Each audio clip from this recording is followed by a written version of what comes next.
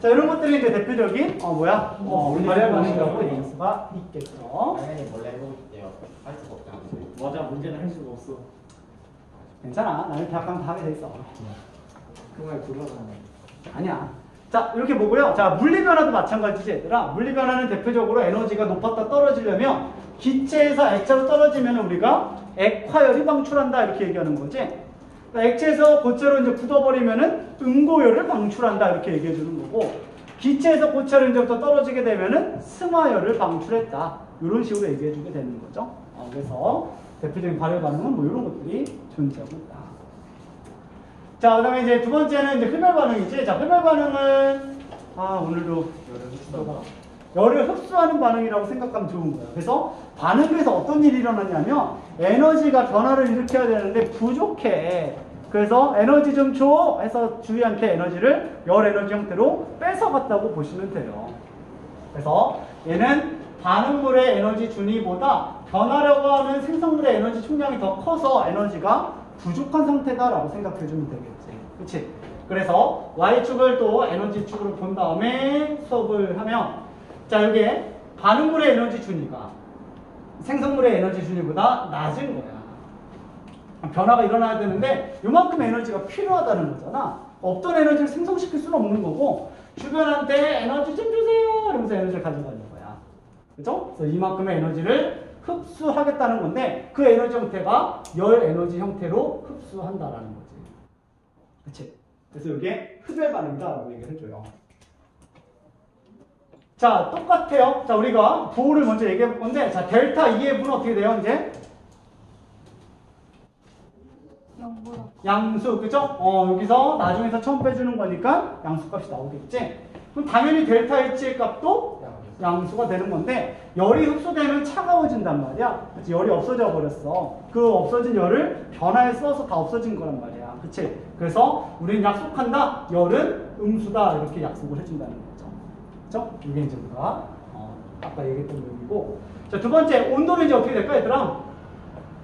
떨어지겠지. 그치? 열이 없어졌으니까 온도가 낮아진다는 걸 알 수가 있을 거야. 역시나 계랑 주위의 온도 모두 떨어진다는 것도 우리는 알 수가 있겠다. 그치? 자, 그다음 세 번째는 뭐 어떤 예시 같은 걸 얘기할 수가 있을 것 같긴 한데, 자, 대부분의 화학 변화는요, 어쨌든 물질이 안정한 상태가 되고 싶어 하거든? 그래가지고 발열 반응이 제일 많아. 대부분의 화학 변화는 안정해지려고 하는 거라서 이게 안정한 상태로 떨어지는 발열 반응이 되게 많은 거야. 그러면 흡열 반응은 몇 가지밖에 안 돼요. 그래서 그 몇 가지를 좀 기억하면은, 에너지가 부족하다, 외부에서 에너지가 필요해, 이렇게 되는 거잖아. 그래서 어떤 분해 반응할 때, 이 흡열 반응이 많다고 생각하면 되는 거야. 전기 에너지 좀 주세요. 전기 분해. 물의 전기 분해. 또는 열 좀 주세요. 열 분해. 이렇게 되는 거야. 괜찮지? 그래서 뭘 분해한다라고 생각하면 다 이제 우리가 흡열이라고 보시면 되고요. 또 대표적으로 이렇게 분해하는 게 필 에너지 좀 주세요. 광합성하게요. 광합성이 이제 대표적인 흡열 반응이 되는 거야. 또는 우리가 상태 변화에서는 이제 에너지가 높아져야 되는 거니까 고체에서 액체로 바뀔 때 뭐가 돼요? 융해열을 흡수한다라고 얘기하는 거고, 그 다음에 액체에서 기체가 되면은 기화열을 흡수한다. 또는 승화열을 흡수한다라고 얘기를 해주게 되는 거지. 그치? 이런 식으로 이제 우리가 발열과 흡열에 대한 내용을 좀 정리해봤고, 내가 나눠준 어떤 강의 자료뿐만 아니라 원래 여러분들 교재 64페이지에 대한 내용들을 쭉 지금까지 이렇게 설명을 해나가고 있었던 거야. 알겠지?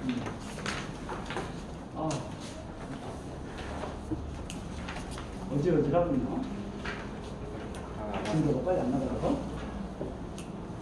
좋아요. 여기까지 이제 내용 정리돼? 네. 오케이? 우리 10분 남았으니까 좀 더 달립시다. 10분 만에 어디까지 할 수 있을까? 그래, 애들 표정이 되게. 10분 정도면 다음 시간에 빡세게 하면 채울 수 있지 않을까요? 오, 아니, 안 채워줘.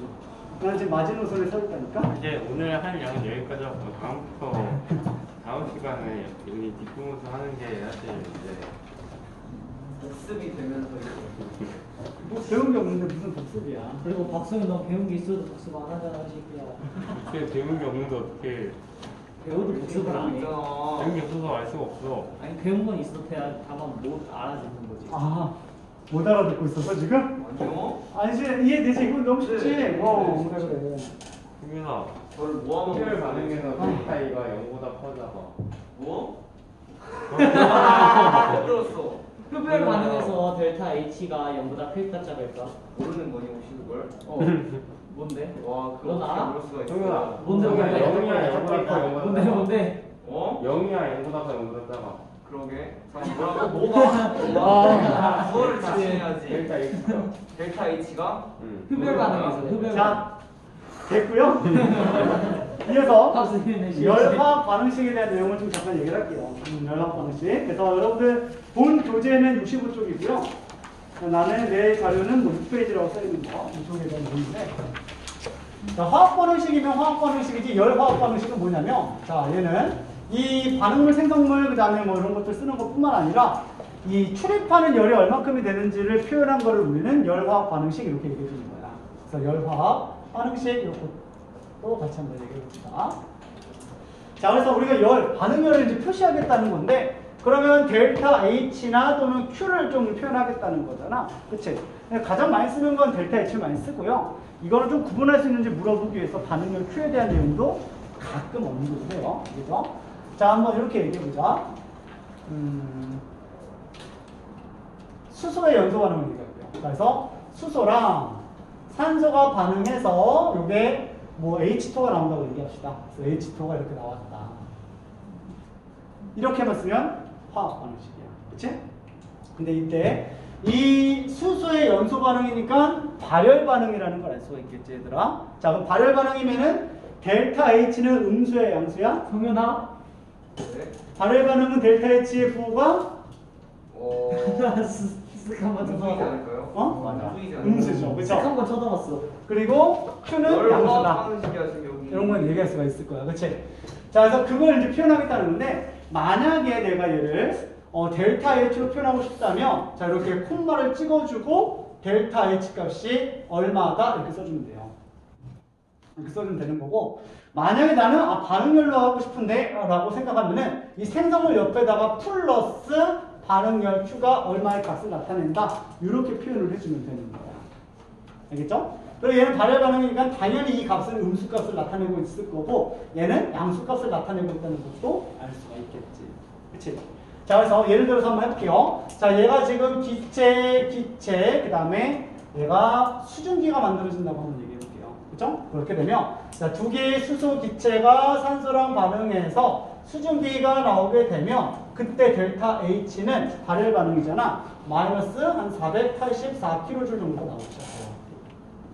이 정도가 방출하게 되는 거고, 아니야, 난 다르게 쓰고 싶어. 그러면 수소랑 산소가 반응해서 수증기가 나올 건데, 그때 우리는 플러스 484kJ 이렇게 써주면 된다는 거죠.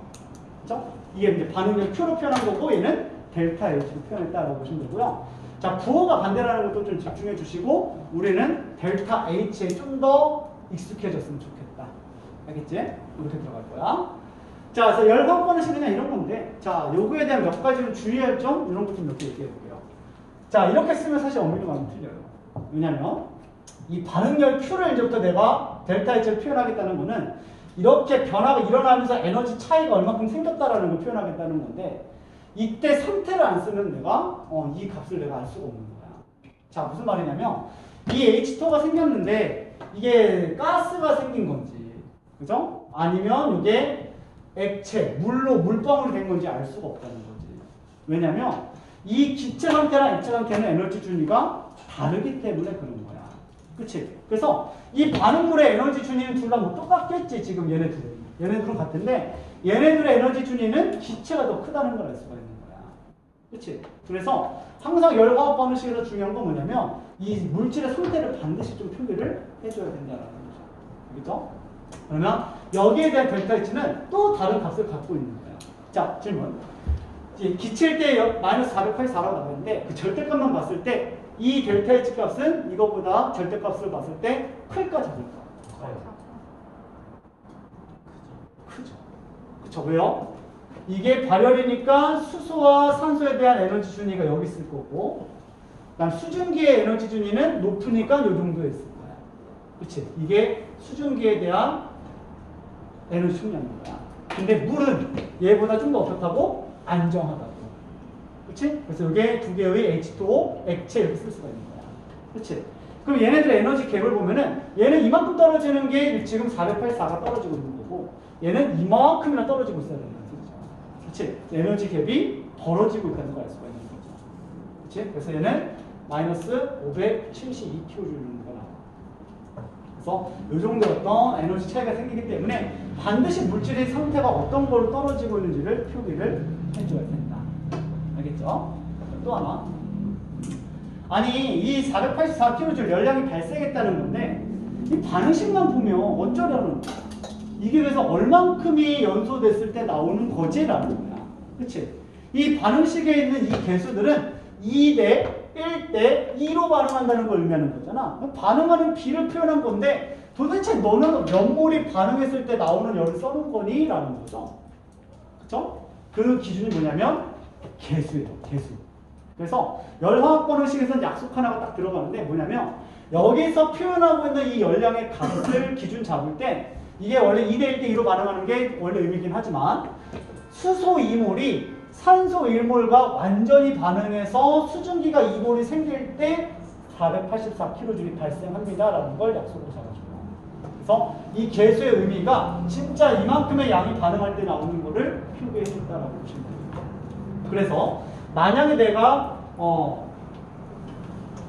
어떻게 할 수 없이 수소 1몰이 반응해서 나오는 열을 쓰고 싶다면 이렇게 써줘야 되는 거야. 수소 기체 1몰이 산소 0.5몰과 반응해서 수증기가 1몰이 나왔어요. 이렇게 써줄 수 있는 거고, 이러면 진짜 이 반응식에서는 수소 1몰이 산소 0.5몰과 반응해서 수증기 1몰 나오는 거를 얘기해주고 있는 거야.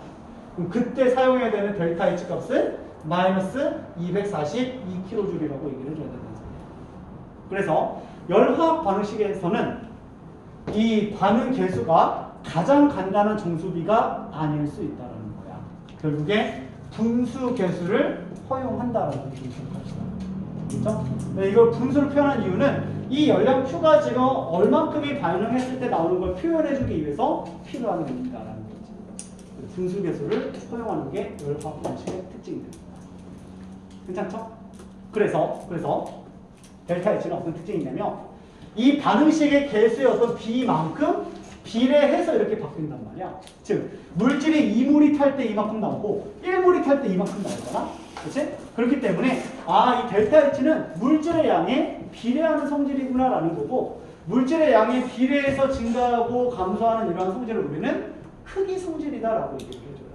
그래서 이 에너지는 우리가 대표적인 크기 성질 이렇게 얘기해 주는 거고, 물질의 양과 관련 없이 일정한 성질, 물질의 종류에 따라 결정되는 성질을 우리는 세기 성질 이렇게 얘기해줘요.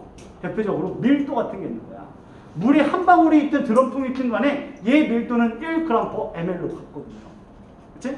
이거는 물질의 고유한 성질이고, 물질의 고유한 성질을 중등 과학에서는 물질의 특성 또는 세기 성질이다라고 표현해 줍니다. 그거와 반대로 에너지는 크기 성질이다라는 것도 기억합니다. 알겠죠? 자, 이런 식으로 이제 우리가 나타내주는 거고, 문제는 어떻게 나오냐면, 자, 이런 반응식 하나 알려줘요. 그런 다음에 이렇게 알려줘요. 자, H2O가 있어요. 요 수증기 1몰을, 이제부터 이거 싹 지워주고요. 얘를 전기분해 시켰대. 이렇게 나오는 거야. 전기분해 시켜서 얘를 지금 수소기체 1몰과 그 다음에 2분의 1몰, 0.5몰의 산소를 만들었습니다. 그때 이 델타 H가 얼마인지 계산하세요. 이렇게 물어보는 거야. 무슨 말인지 알겠죠? 자료를 이게 하나 주어주는 거야. 그럼 이 값이 얼마라고 얘기하면 되는 거야? 플러스 240이라고 얘기하면 된다는 거죠. 그치? 역반응이네? 그러면 반대 반응이니까 흡열이었을 거고. 그쵸? 근데 이게 양을 반으로 줄였으니까 이거의 절반만큼만 흡수하겠지라는 걸 알 수가 있는 거야. 무슨 말인지 알겠죠? 그래서 이런 식으로 이제 우리가 델타 H를 구하는 문제가 첫 번째 열화학 방식으로 나오는 형태가 된다. 알겠죠? 좋아요. 자, 여기까지 합시다. 수고하셨습니다.